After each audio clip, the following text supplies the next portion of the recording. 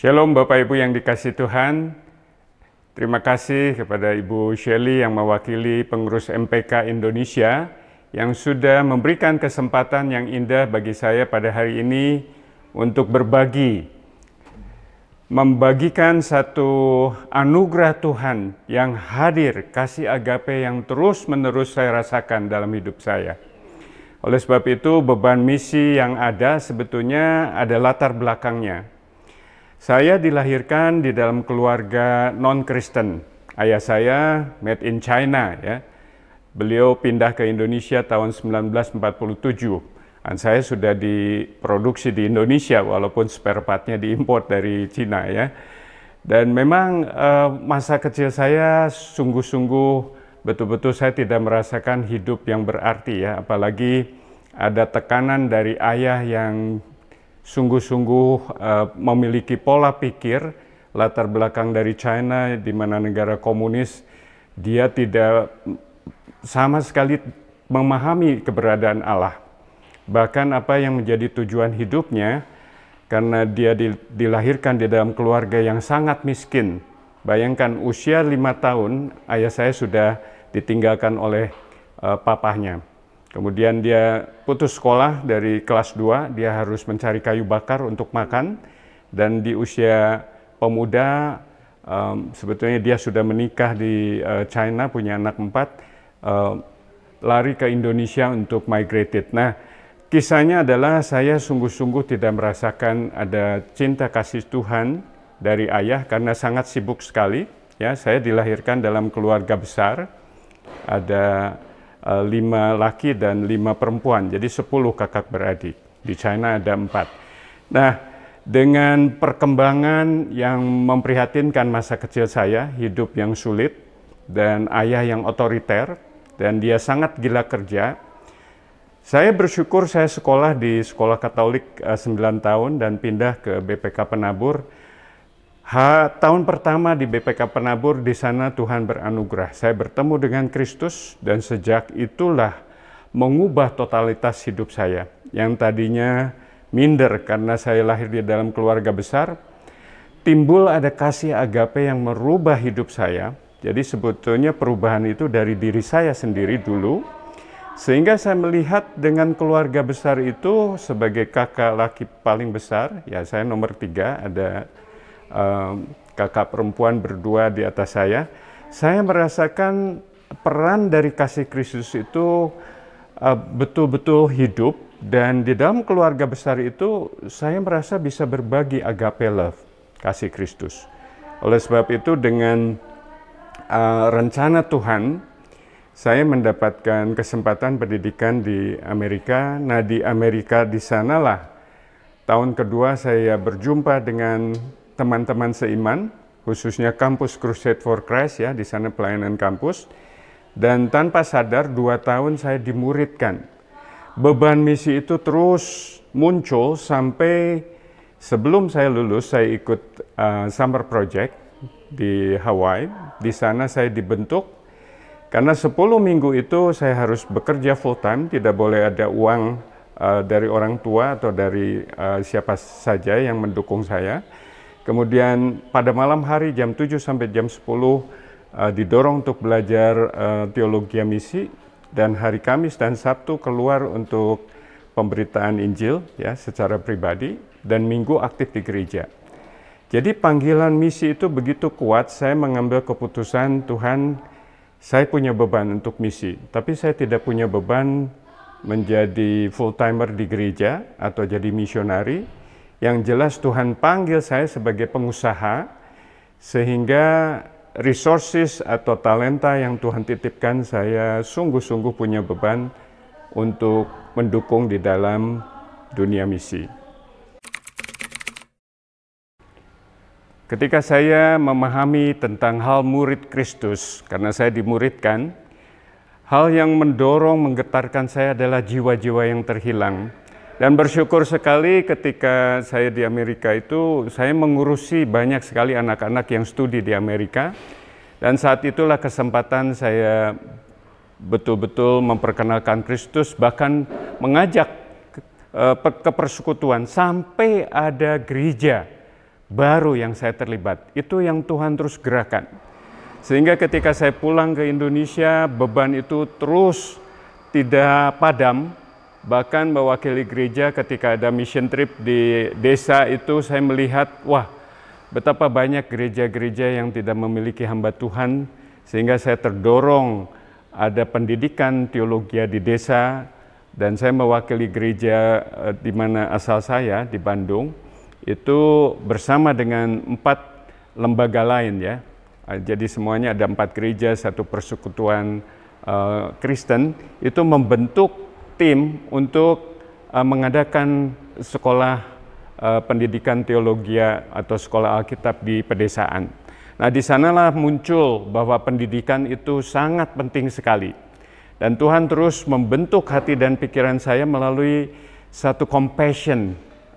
Yesus sudah mengorbankan segala-galanya bagi diri saya dan banyak orang-orang yang belum mengalami. Sehingga pendidikan itu menjadi satu fokus. Dan di tahun yang sama, tahun 1995 saya ingat ada mission trip yang kami lakukan dari gereja lokal saya, sehingga tahun 1998 ada satu seminari yang didirikan di China, dan itu sudah berkembang sekarang menjadi 6 seminari. Dan hati dan pikiran terhadap pendidikan itu terus mengiang-ngiang. Jadi puji Tuhan, Pendeta Bubiti Kualu mengajak saya untuk bagaimana memulai satu yayasan Betsata, ada pendidikan di Leilem, di Manado. Kemudian 2006 dengan beberapa gereja berkolaborasi, saya digerakkan oleh Tuhan untuk mendirikan sekolah di pedalaman Papua, yaitu di DKI Yahokimo. Jadi Tuhan terus menggerakkan hati saya untuk mulai gelisah melihat bahwa betapa sangat-sangat dibutuhkan guru-guru yang dibutuhkan di daerah, terutama daerah 3T. Sehingga pemikiran saya adalah Tuhan pakai, walaupun saya sebagai pengusaha, saya eksportir garment pada saat saya aktif di perintisan sekolah. Tetapi Tuhan, saya rindu bahwa menurut talenta, kemampuan, waktu, juga sumber daya, bahkan materi, uang, saya rindu dipakai sebagai sumber daya untuk bagaimana mengembangkan pendidikan di Indonesia ini, bukan hanya di sekolah teologi, tetapi di sekolah Kristen, khususnya di sekolah-sekolah Kristen di daerah 3T.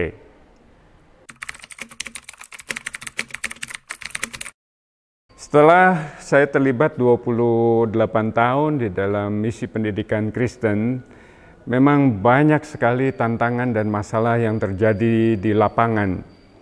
Dan seperti kita ketahui, memang kekurangan guru merupakan tantangan yang paling krusial di dalam pendidikan Kristen di Indonesia.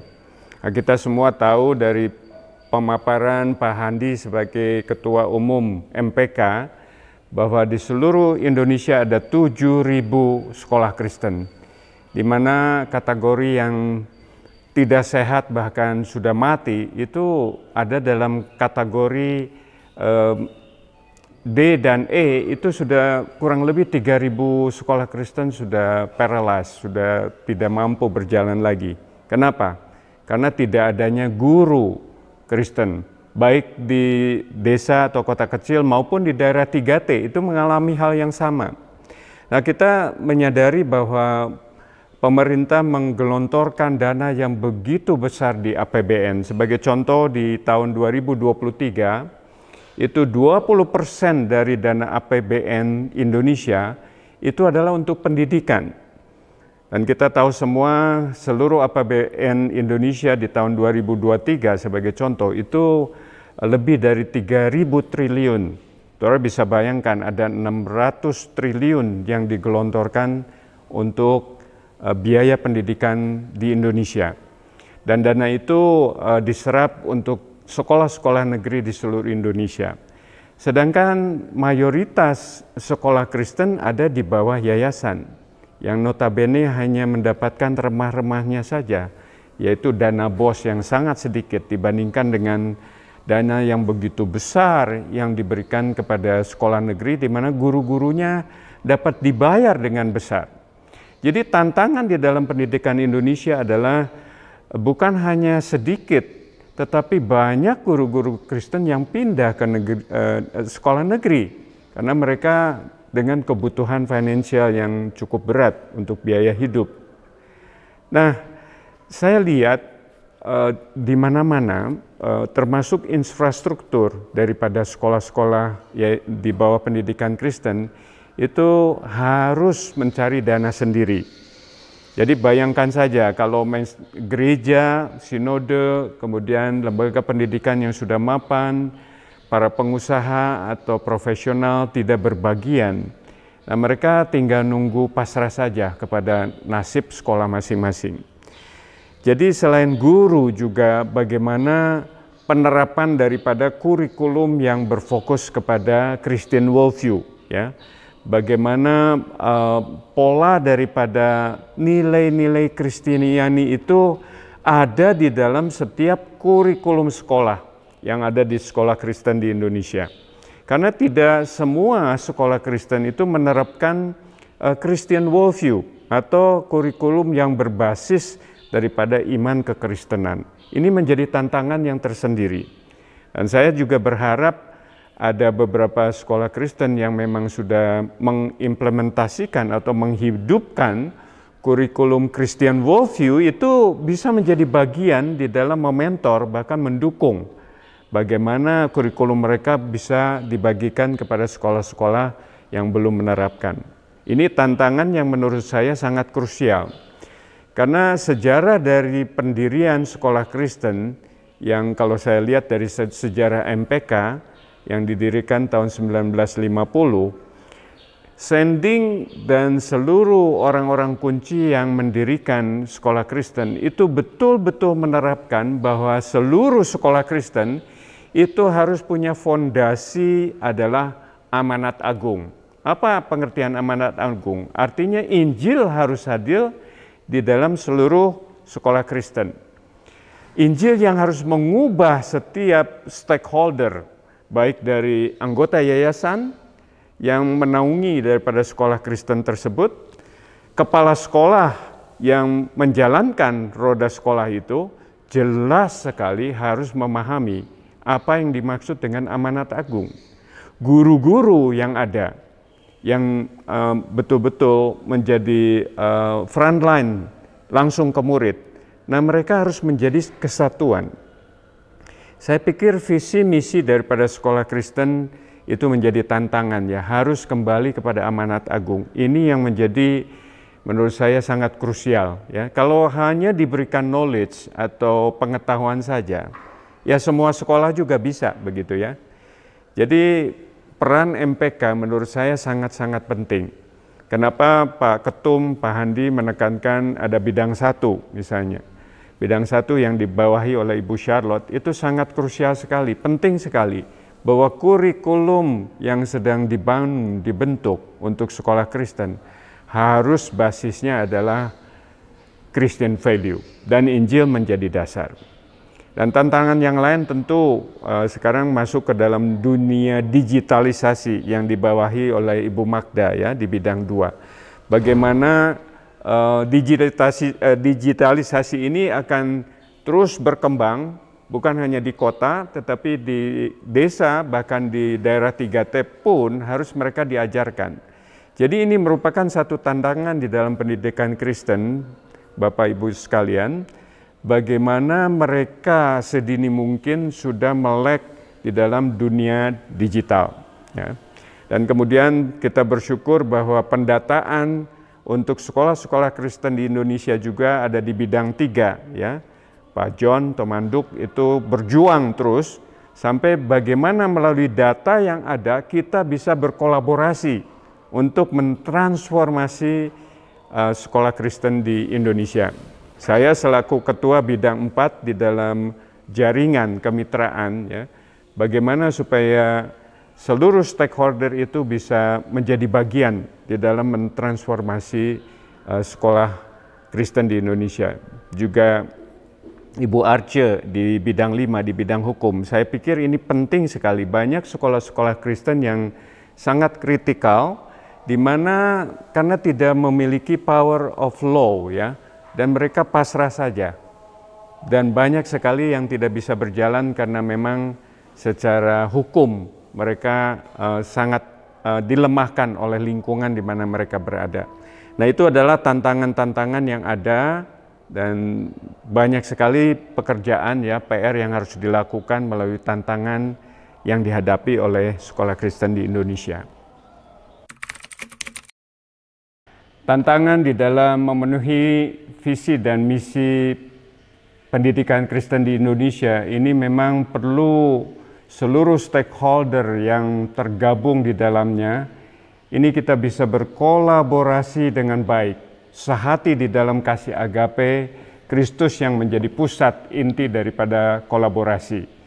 Memang sangat memprihatinkan jikalau setiap lembaga yang memulai, contoh misalnya sinode gereja yang memulai pendidikan Kristen yang sangat baik di kota atau di kota kecil atau di desa, yang mereka berkembang dengan baik, tetapi hanya fokus kepada intern, tidak berbagi, tidak bisa bersumbangsi dengan sekolah Kristen yang lainnya. Nah, kalau kita bisa betul-betul melihat bahwa pelayanan pendidikan Kristen ini adalah satu pelayanan holistik ya. Kita membangun Indonesia melalui Sekolah Kristen Indonesia, maka tembok-tembok gereja, tembok-tembok organisasi itu harus dibongkar. Artinya kita terbuka melihat bahwa visi misi Kristen Sekolah Pendidikan di Indonesia ini adalah satu pelayanan kerajaan Allah, bukan kerajaan masing-masing. Jadi harapan saya adalah bagaimana sinode dan gereja yang betul-betul menjadi bagian, karena seluruh jemaat di dalam sinode dan gereja itu pasti anak-anaknya membutuhkan pendidikan, dan pendidikan yang terbaik adalah di sekolah Kristen. Ini harus ada keterbukaan untuk bisa berkolaborasi. Kemudian lembaga pendidikan yang sudah mapan, yang sudah Tuhan berkati, bahkan bisa multiplikasi atau bisa berbagi dengan yang lain, ini menjadi stakeholder di dalam mentransformasi sekolah Kristen di Indonesia. Mereka bisa berbagi, baik di dalam CSR atau di dalam persembahan. Kemudian yang ketiga adalah para pengusaha, para profesional yang sudah terpanggil di dalam bidang misi. Saya pikir ini tidak bisa dianggap remeh ya, di mana Tuhan sudah berkati banyak pengusaha dan juga para profesional yang tersebar di seluruh Indonesia dengan talenta, kemampuan, waktu, dan juga harta yang Tuhan titipkan. Ini sudah 3 bagian. Kemudian yang keempat, mungkin ke depan ada foundation ya, yang bisa berbagian untuk bersumbangsi di dalam mendukung terjadinya transformasi pendidikan Kristen di Indonesia. Nah, saya tambahkan dengan business as mission ya, BAM. Ini jangan dianggap remeh, karena banyak sekali yayasan-yayasan yang memiliki properti yang begitu baik tetapi tidak dimaksimalkan.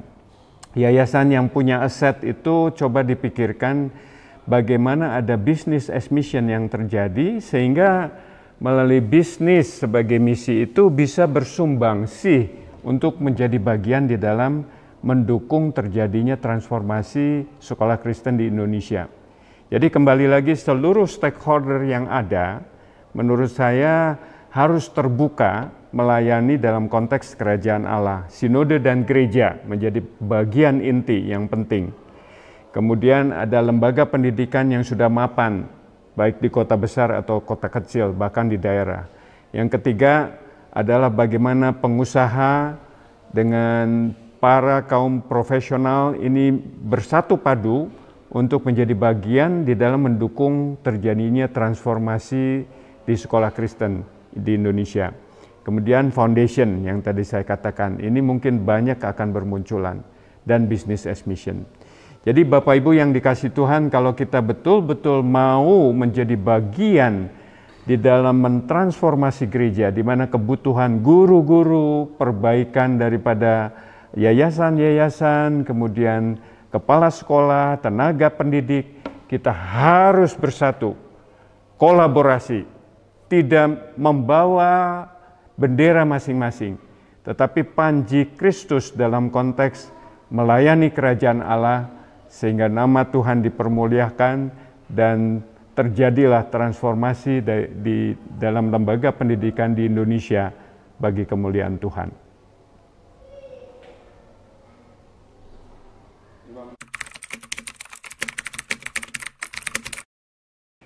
Sebagai closing statement dari saya adalah satu kalimat saja, bagaimana kita yang diberkati agar menjadi berkat bagi banyak orang. Nah, saya ingin membacakan satu ayat di mana satu covenant, satu perjanjian antara Allah dengan orang pilihan yaitu Abraham, yang sungguh-sungguh ini menjadi bagian yang penting dan ini mengubah komitmen dan hidup saya juga, di mana dalam Kejadian 12 ayat 2 dan 3 dikatakan, "Aku akan membuat engkau menjadi bangsa yang besar dan memberkati engkau serta membuat namamu masyhur. Dan engkau akan menjadi berkat, aku akan memberkati orang-orang yang memberkati engkau dan mengutuk orang-orang yang mengutuk engkau, dan olehmu semua kaum di muka bumi akan mendapatkan berkat." Jelas sekali apa yang dijanjikan Allah kepada Abraham ini sangat berlaku sekali bagi kita semua. Dan Paulus mengutip di dalam Galatia 8 bahwa Abraham itu mendapatkan berkat Injil terlebih dahulu. Bukan hanya Injil, dia mendapatkan juga berkat jasmani, yaitu kekayaan, kemampuan, waktu. Kemudian di ayat berikutnya, di ayat ke-9, itu dikatakan bahwa setiap kita yang beriman itu kita mendapatkan berkat yang sama dengan Abraham. Jelas dikonfirmasi di ayat ke-14. Dan saya akan bacakan bahwa Yesus Kristus telah membuat ini supaya di dalam Dia berkat Abraham sampai kepada bangsa-bangsa lain, sehingga oleh iman kita menerima roh yang telah dijanjikan itu. Dikonfirmasi apa yang dikatakan oleh Paulus di Galatia 3 ayat 29, bahwa kita semua merupakan keturunan Abraham. Artinya bukan keturunan jasmani, bahwa secara rohani kita mewarisi berkat Abraham. Yaitu apa? Kita sudah diselamatkan, kita harus berbagi kepada orang-orang yang belum mengalami Kristus.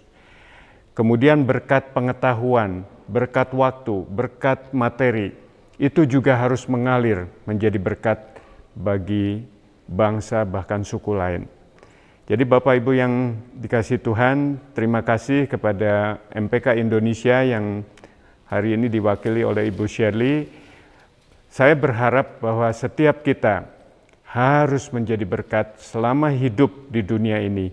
Kita mempertanggungjawabkan apa yang Tuhan titipkan di dalam diri kita masing-masing. Amin. Soli Deo Gloria.